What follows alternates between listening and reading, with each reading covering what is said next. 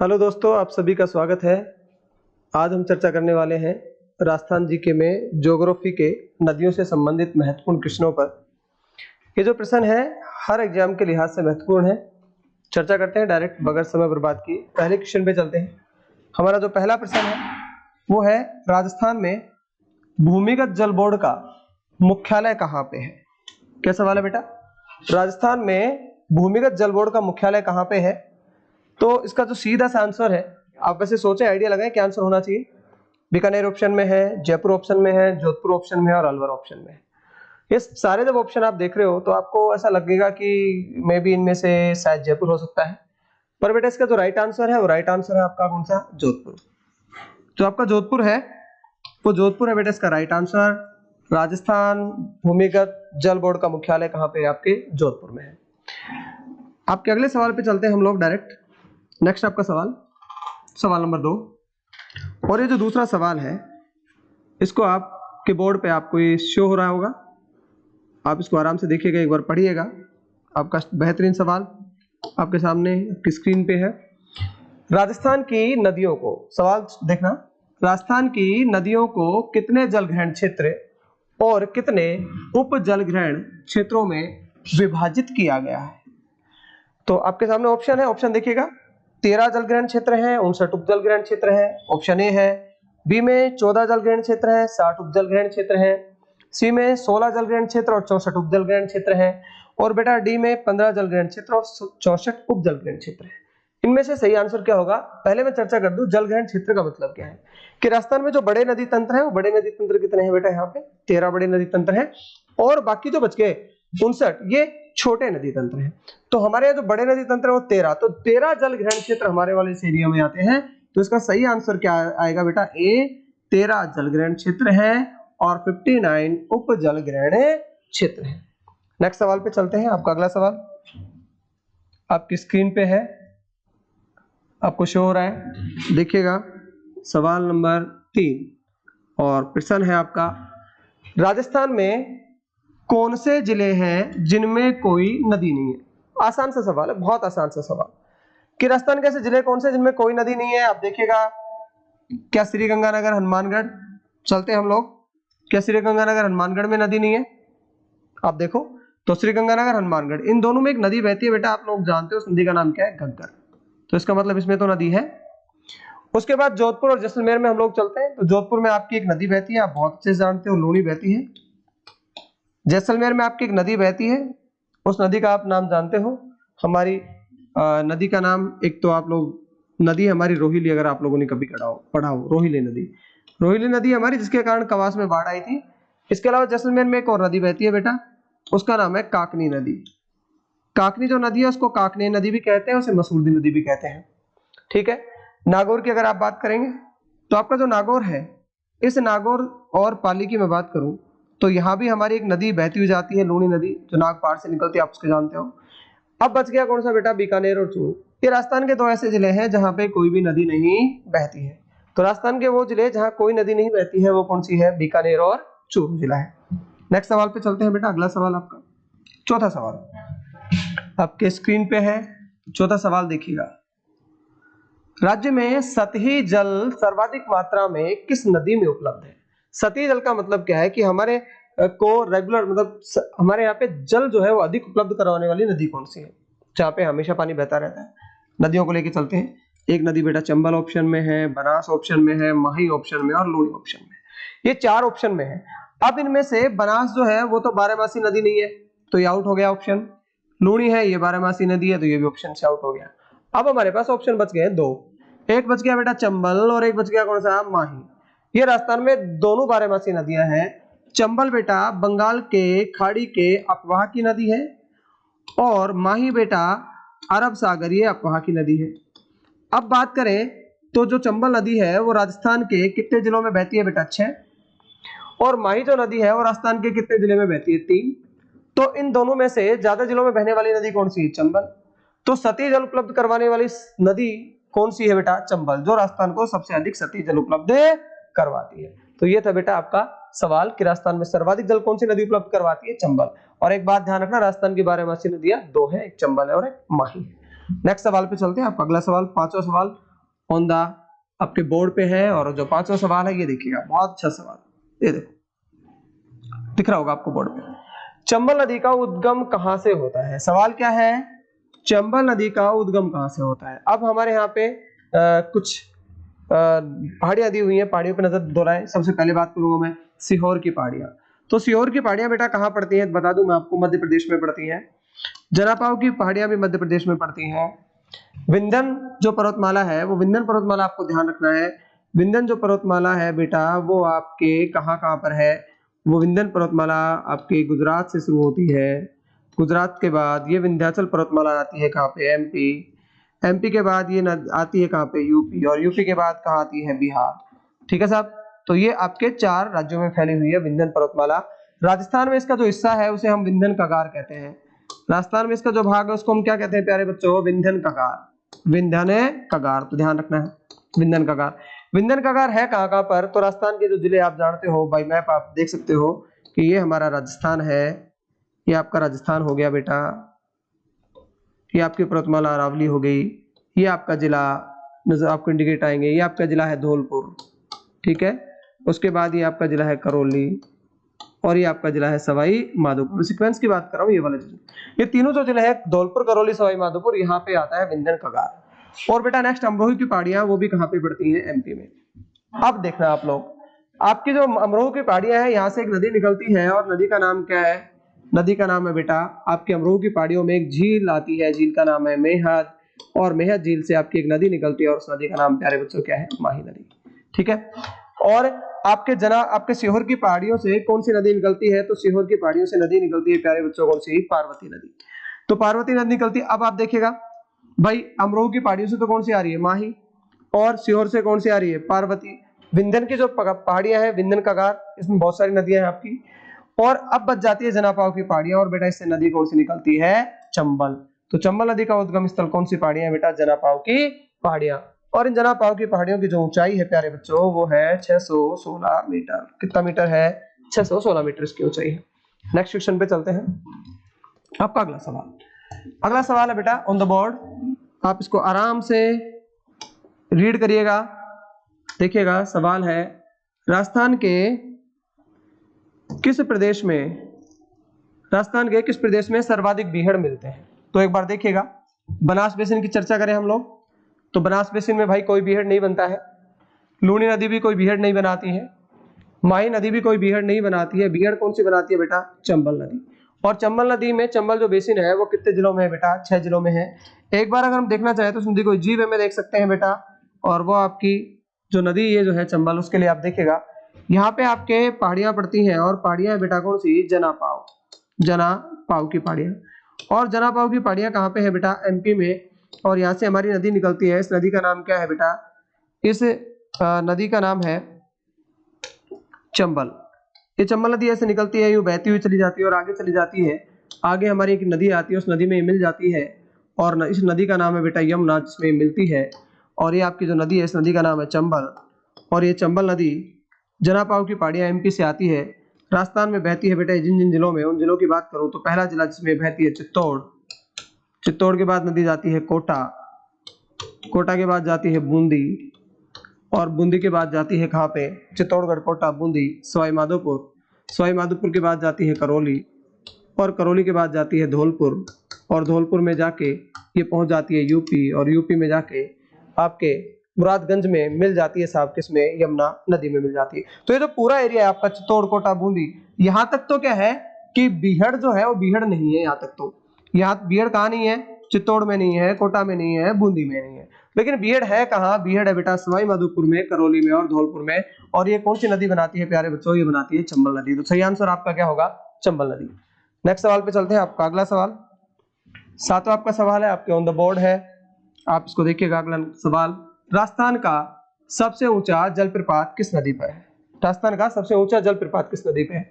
तो बात कर रहा हूं, सबसे ऊंचा जलप्रपात राजस्थान का कौन सा है, चूलिया जलप्रपात। किस नदी पे है, नदी देखिएगा, माही की मैं बात करता हूँ। माही पे कोई जलप्रपात है क्या, माही पे कोई जलप्रपात नहीं है। उसके बाद लूनी देखो, लूनी पे है क्या, इस पे भी जलप्रपात नहीं है। सोम पे भी जलप्रपात नहीं है। तो राजस्थान का सबसे ऊंचा जो जलप्रपात है वो कौन सी नदी पे है प्यारे बच्चों, चंबल नदी पे। जलप्रपात का नाम है चूलिया, ऊंचाई है बेटा इसकी कितना मीटर, 16 मीटर।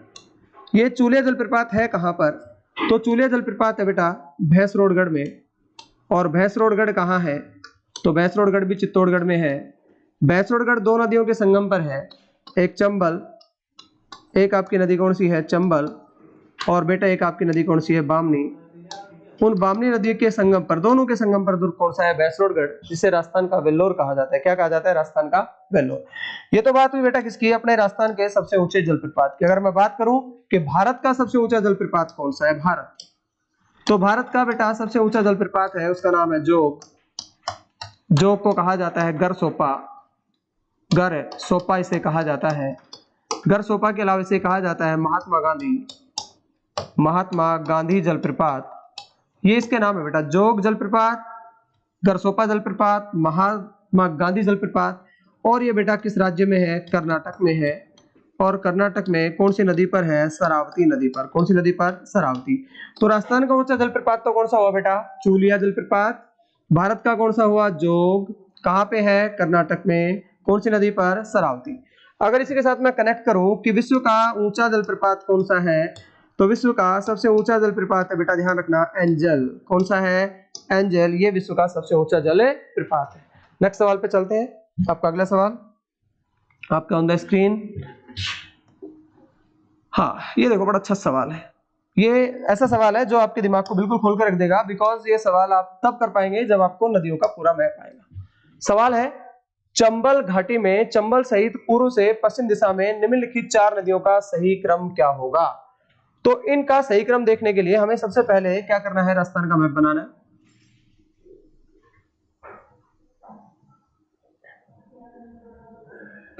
ये राजस्थान का आपका मैप है। ये बीच में बेटा मैं एक पर्वतमाला खींच रहा हूं, ये पर्वतमाला कौन सी है, अरावली। अब हम नदियों को लेके चलते हैं, पहली नदी लेके चलते हैं, कोई भी ले लो इनमें से जो आपका मन करता है। पहली नदी में लेता हूं चंबल, क्रम से लेते हैं चंबल। चंबल नदी लेते हैं। ये चंबल नदी आपके यहाँ से आती है, मैं आपको पहाड़ी पढ़ा चुका हूँ, कौन सी, जनापाव, जनापाव की पहाड़ी, ये हमारी चंबल नदी है। और ये चंबल नदी बहती हुई आती है और सीधा चली जाती है, ठीक है साहब, चंबल नदी होगी। ये नदी आपको मैप पे नजर आएगी, कौन सी होगी बेटा, चंबल। उसके बाद नेक्स्ट नदी लेके चलो, बनास। बनास को इंडिकेट करते हैं, हमारी बनास नदी आती है। बनास नदी कहाँ से, ये आपका पहाड़ियां पड़ती हैं, पहाड़ियों का नाम है खमनोर। कौन सी पहाड़ियां, खमनोर। और खमनोर की पहाड़ियां कहाँ पड़ेंगी बेटा, ये राजसमंद जिले में पड़ती हैं। हो सकता है ऑप्शन में खमनोर ना मिले तो जसवंतगढ़ की पहाड़ियां आपको यहाँ पे मिलेंगी। जसवंतगढ़ की पहाड़ी हो चाहे खमनोर की पहाड़ी हो, बात वही है। यहाँ से हमारी नदी निकलेगी कौन सी बेटा, बनास। और ये सीधा बहती हुई जाएगी, यूं बहती हुई, और सीधा जाके किसमें मिल जाएगी बच्चों, चंबल में मिल जाएगी। नदी कौन सी है, ये बनास, ठीक है साहब। नेक्स्ट सवाल, नेक्स्ट आपकी नदी पे चलते हैं। नेक्स्ट नदी है कौन सी, पार्वती। पार्वती जो नदी है, उस पार्वती नदी की मैं बात करूं तो पार्वती नदी आती कहां से है, तो वो पार्वती नदी आती है यहाँ पे, आपकी एक पहाड़ी आती है, और पहाड़ी कौन सी है, सीहोर की पहाड़ी। कौन सी पहाड़ी की, पहाड़ी सीहोर। सीहोर की पहाड़ियां कहाँ है, एमपी में है। और यहाँ से आपकी एक नदी आती है, और नदी का नाम पार्वती। वो सीधा इधर से बहती है, और बहती हुई सीधा जाके मिल जाती है किसमें, चंबल में मिल जाती है, ठीक है। किसमें मिलेगी, चंबल में। और इस नदी का नाम बताओ क्या है, इस नदी का नाम है पार्वती, ठीक है साहब। अब आपकी जो नदी बच गई है, वो नदी एक बची हुई है, कौन सी रहे, काली सिंध। अब काली सिंध को लेके चलते हैं। काली सिंध आती कहां से, काली सिंध आती है बेटा आपकी एक जगह से, और वो आपके एमपी में पड़ती है। और एमपी में जगह का नाम है बागली गांव। कौन सा गांव प्यारे बच्चों, बागली। और बागली गांव देवास एमपी में पड़ता है बेटा। यहाँ से हमारी नदी आती है, और ये नदी बहती हुई सीधा आती है, और किसमें मिल जाती है प्यारे बच्चों, चंबल में मिल जाती है। इस नदी का नाम क्या है, काली सिंध, काली सिंध, ठीक है। हम इसको बाई मैप देख चुके हैं। अब सवाल क्या था, अब सवाल था कि चंबल घाटी में चंबल सहित पूर्व से पश्चिम दिशा में निम्नलिखित में से 4 नदियों का सही क्रम क्या होगा। अब इसका सही क्रम, ये आपका ईस्ट हो गया बेटा, और ये आपका वेस्ट हो गया। अब देखो सही क्रम, सही क्रम ये तो ऐसे हो सकता है पश्चिम से पूर्व या पूर्व से पश्चिम। अब यहाँ पर पूछा कैसे, पूर्व से पश्चिम। तो पूर्व से पश्चिम देखो, सबसे आगे आपको इधर नदी कौन सी मिलेगी बेटा, नंबर 1 पर नदी कौन सी मिलेगी आपको, पार्वती, ठीक है। अब पार्वती देखना कौन से ऑप्शन में है, कौन सा है, ऑप्शन सी। अब इन सब में ढूंढो सी किस में है, सी ये रहा, ठीक है साहब, डी में हो गया। नेक्स्ट देखो दूसरी नदी कौन सी आएगी बेटा, सेकंड नंबर पे काली सिंध। काली सिंध किस पर है, डी पे आ रही है, डी देखो, सी के बाद डी है क्या, बिल्कुल है। उसके बाद नेक्स्ट नदी आती है कौन सी आपकी, थर्ड पे देखो चंबल आएगी। और जो चंबल है वो चंबल देखो कौन से पे आ रही है, ए पे। तो क्या अगला ऑप्शन इसमें ए है, बिल्कुल है। और उसके बाद लास्ट में आपकी जो आएगी वो कौन सी आती है, बनास। पश्चिम के लास्ट में बनास है, और बनास जो है कौन से में है, डी में, तो इसका मतलब बी में, और ये आपका हो गया बी। तो पूर्व से पश्चिम नदियों का जो सही क्रम होगा वो सही क्रम का ऑप्शन होगा बेटा option D, C D A B. और अगर नदियों के नाम पे मैं बात करूं तो पहले पार्वती, फिर बेटा आपकी काली सिंध, फिर आपकी चंबल, और फिर आपकी नदी आती है बनास। ठीक है सब, सवाल समझ में आ गया होगा, आंसर भी समझ में आ गया होगा। नेक्स्ट सवाल पे चलते हैं। आपका अगला सवाल ऑन द स्क्रीन, आप इसको थोड़ा सा ध्यान से देख लो। ये सवाल है, और ये सवाल वैसे भी मैं आपको सीधा ही बता दूं, चंबल नदी से बिलोंग करता है। सवाल है, राजस्थान की कौन सी नदी महाखंडिया गार्ज का निर्माण करती है। महाखंडिया गार्ज का निर्माण, महाखंडिया गार्ज का मतलब गड्ढे का निर्माण हो गया यहाँ पे। तो ऐसी नदी राजस्थान में देखो, गग्गर कोई गर्ज का निर्माण करती है, बिल्कुल नहीं करती।